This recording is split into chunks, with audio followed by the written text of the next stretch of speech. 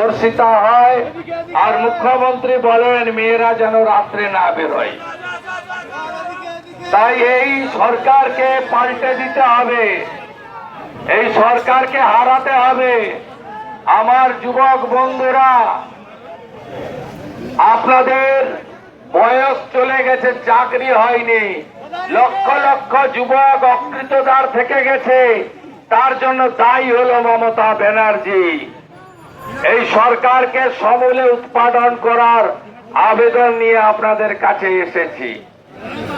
মমতা ব্যানার্জি সীমান্তে জমি দেয়নি, বাংলাদেশ ভারত সীমান্ত অরক্ষিত,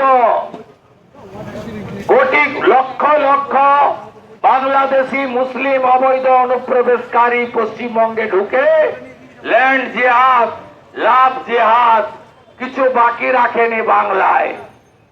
এই বাংলাকে বাঁচাতে হবে, এটা হিন্দুদের হোমল্যান্ড।